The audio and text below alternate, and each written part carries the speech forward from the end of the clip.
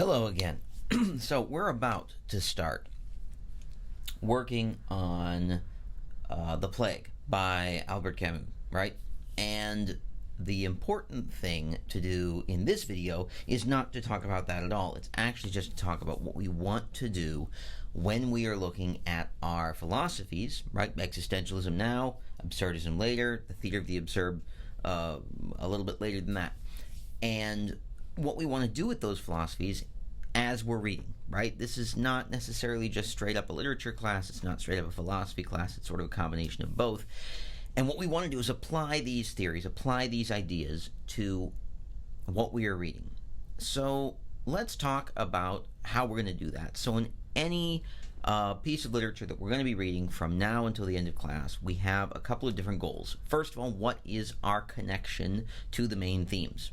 Either the main connection with existentialism or the main connection with absurdism. Now, we can connect almost everything to these themes if we look at the philosophy and what it would say about the way these pieces are written, the way that characters interact in these pieces, the way that individual characters or the entire sort of aesthetic of the book, right,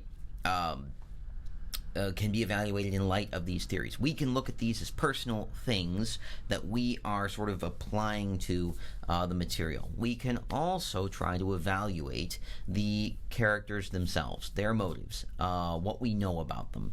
And this is a little different. We can't always simply say, well, this person, we're going to evaluate them as an existentialist, right? Or we're going to evaluate them as an absurdist.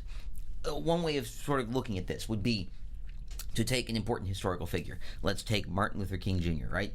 We could evaluate his work in sort of an opinion-based fashion. If we look at it and say, well, for us, if we look at what he did and we evaluate it through the lens of existentialism, how his actions, what sort of responsibility does he have? How can we evaluate the way that he acted? Did he act in good faith? Did he act in bad faith?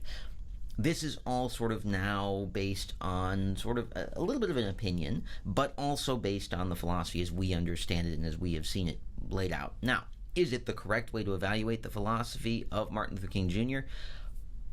Possibly, possibly not. It depends on your point of view. I think that it's helpful to take lots of philosophies and say, how would a philosopher see various people and the way that they've interacted in the world? Does it necessarily mean that's a good thing to do? I don't know, right? Going back to the Martin Luther King example, though, we can also evaluate what are his motivations, what are the things that we know about him from writings, from interactions with friends, from published interviews, from things that were said, from people that knew him personally. Are we going to be able to necessarily say, well, this person was an existentialist, a Kantian, a utilitarian, a mix of all different things? No, I think in that case we end up looking at people and saying their personal motivations may be very different.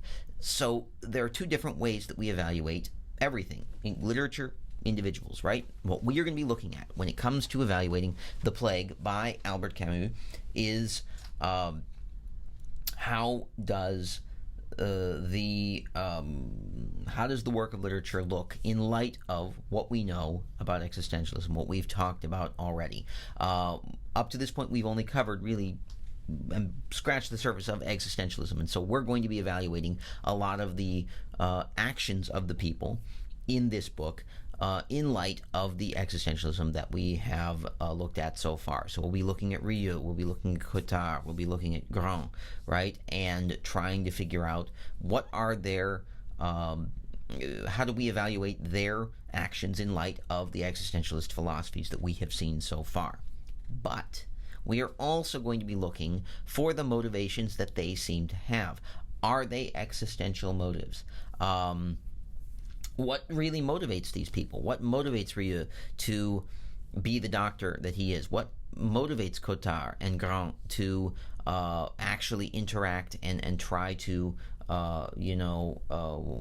interact with other people? What does Tartuffe, for example, what are his motivations? What does Rambert think about everything, and why does he make the decisions that he makes?